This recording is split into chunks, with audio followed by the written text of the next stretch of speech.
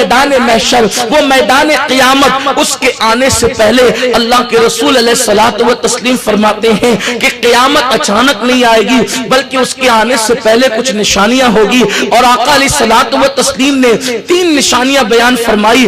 بعض کا تعلق ایسا ہے جو گزر چکی ہے، بعض کا تعلق ایسا ہے کہ جو ہو رہی ہے، اور بعض کا تعلق ایسا ہے جو قریب قیامت ہوگی، یعنی کہ بڑی نشانیاں جن کو کہا جاتا ہے۔ اب آئیے ذرا اس مختصر سی محفل میں ہم کچھ احادیث کا جائزہ لیتے ہیں، اور کچھ وہ نشانیاں تو بہت زیادہ ہے، اس کے لیے بہت طویل وقت درکار ہے، لیکن آئیے ہمارے غیب دہ نبی صلی اللہ علیہ وآلہ وسلم نے قیامت کی نشانیاں بیان فرمائی۔ اور نشانی کیوں بیان فرمائی؟ نشانی دیکھتے جاؤ اور قیامت کی تیاری کرتے جاؤ کہ قیامت کے قریب سے قریب تر ہم ہوتے جا رہے ہیں۔ ماں کا غیب دہ نبی صلی اللہ علیہ وآلہ وسلم فرماتے ہیں کہ قیامت کی نشانیوں میں سے ایک نشانی یہ ہے کہ نمازوں کو ضائع کیا جائے گا، نمازیں ضائع کی جائے گی۔ اس حدیث کی شرح کرتے ہوئے محدثین لکھتے ہیں نماز ضائع کرنے کا ایک مطلب تو یہ ہے کہ لوگ سرے سے نماز ہی نہیں پڑھیں گے۔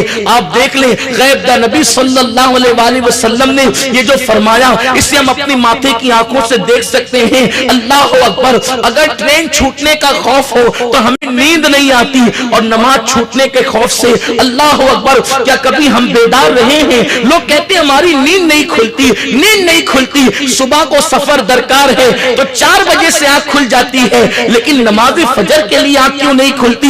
اس لیے کہ اے مسلمان، آخر تو اپنے آپ کو سینہ تان کر مسلمان کہتا ہے جس کے نزدیک ٹرین کے سفر سے زیادہ نماز کی اہمیت نہ ہو، آخر اس مسلمان کو عزت کے ساتھ زمین پہ جینے کا حق کیا؟ میرے پیارے آقا علیہ السلام کے پیارے دیوانوں، نمازیں ضائع کی جائے گی ایک مطلب تو یہ ہے کہ لوگ سرے سے نماز پڑھیں گے ہی نہیں۔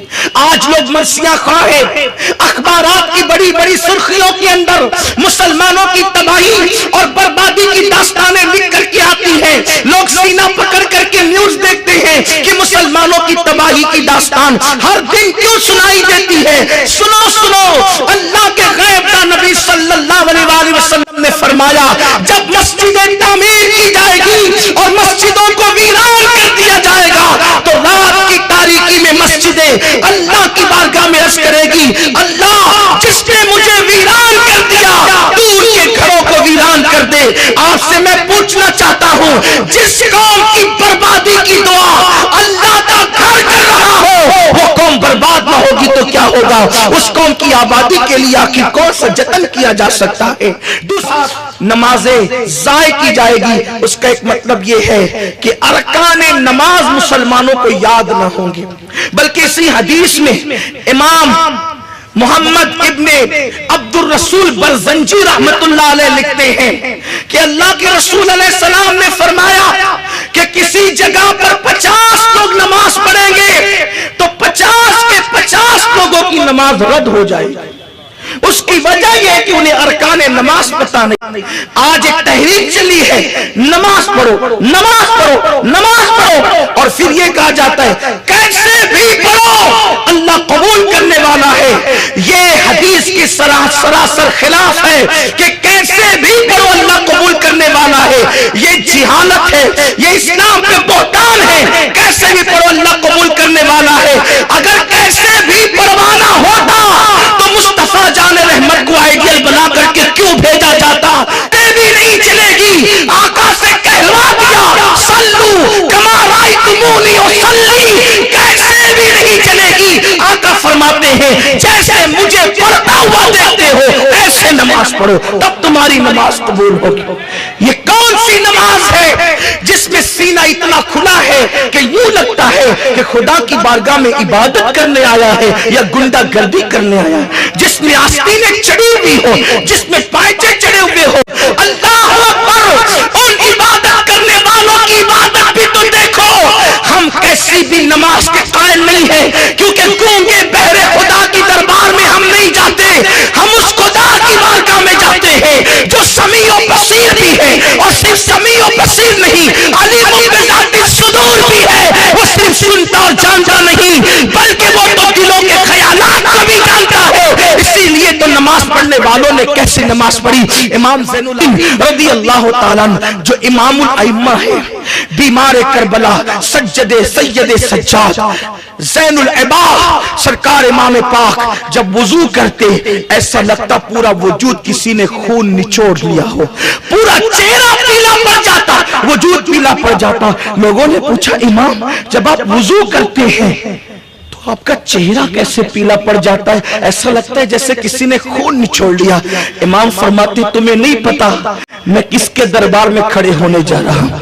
دربار کی ہیبت کی وجہ سے میرا رنگ پیلا پڑ جاتا ہے، میرا چہرہ پیلا پڑ جاتا ہے. آپ اندازہ کریں یہ نمازیں تھی، آج تو حال کیا ہے، سر پہ ٹوپی بھی نہیں. اور اب تو کیفیت یہ ہے کہ مسجدوں میں ٹوپی چندے کے پیسے کی رکھی ہوئی ہے، کوئی ایصال ثواب کے لیے رکھ دیتا ہے، اور ہم مسجد میں جا کے سر پہ ٹوپی ڈال کر کے نماز پڑھتے ہیں.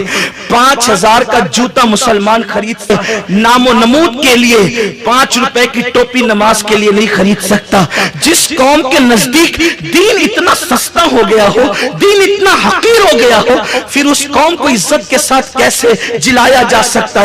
اللہ کی مرضی کے بغیر میرے آقا علیہ السلام کے دیوانوں درخت کا پتا بھی نہیں ہلتا. خدا کی مرضی کے بغیر لوگوں کی تلواریں کیا کام کر سکتی ہے؟ لیکن مسلمانوں نے اپنے وجود کو خود تباہ کیا ہے. بڑی معذرت کے ساتھ آج نعرے لگتے ہیں ہم پوری دنیا میں نظام مصطفیٰ لائیں گے. میں کہتا ہوں میرے بھائی دنیا میں نظام مصطفیٰ لانے کے لیے بہت طاقت اور محنت کی ضرورت ہے. اپنے دل پر نظام مصطفیٰ تو قائم کر، اس کے لیے کوئی محنت کی ضرورت نہیں ہے. اپنے دل کو اللہ کے قانون کا پابند کر لے. اگر ہر مسلمان اپنے دل پر نظام مصطفیٰ قائم کر لے، تم دلوں پر نظام مصطفیٰ قائم کرو گے، زمین پر خود بخود نظام مصطفیٰ قائم ہو جائے گا. لیکن ہم اپنے دل پر نظام مصطفیٰ قائم نہیں کرنا چاہتے، ہم اپنے دل کو اللہ کے قانون کا پابند نہیں کرنا چاہتے. آقا فرماتے پہلی بات کہ نمازیں ضائع کی جائے گی. آقا علیہ السلام فرماتے دوسری بات اللہ کو چھوڑ کر غیر اللہ کی قسمیں کھائی جائے گی. قسم صرف اللہ کی کھائی جا سکتی ہے، بس غیر اللہ کی قسم نہیں کھائی جا سکتی، اس کا اعتبار بھی نہیں ہے، وہ جائز بھی نہیں ہے.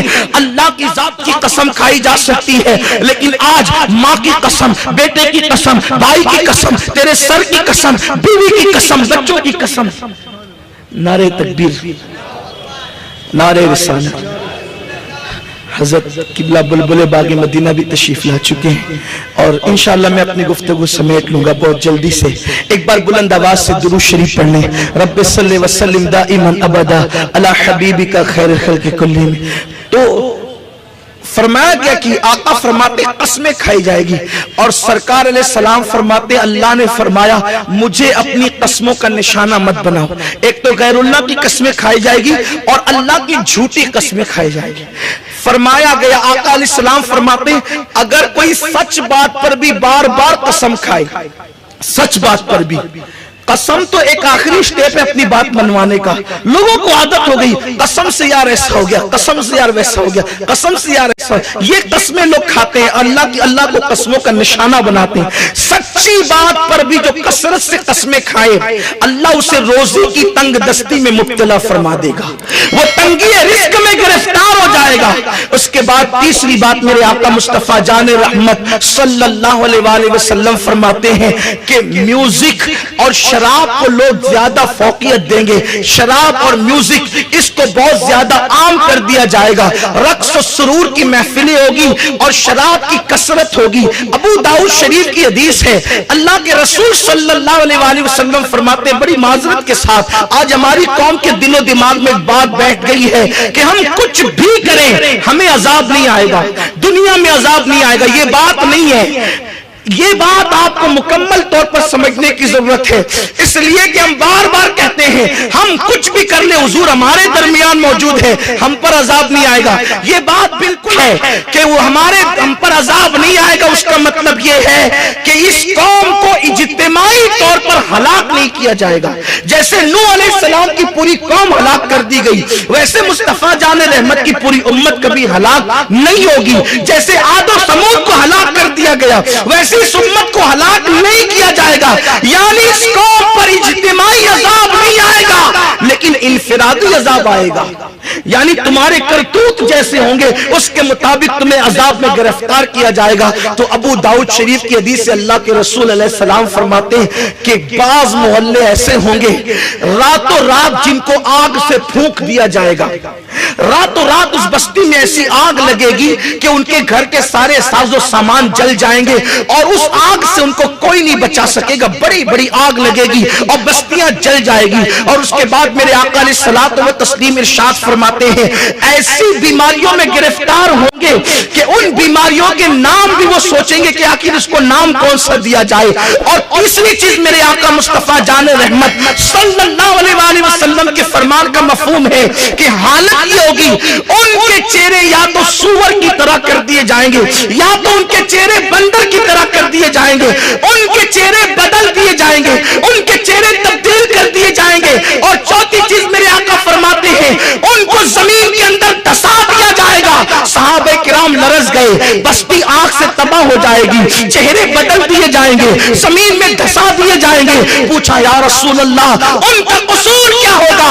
آقا ارشاد فرماتے ہیں ایک تو یہ کہ وہ زنا کثرت سے کریں گے، دوسرے یہ کہ وہ شراب اور نشے کو عام کر دیں گے۔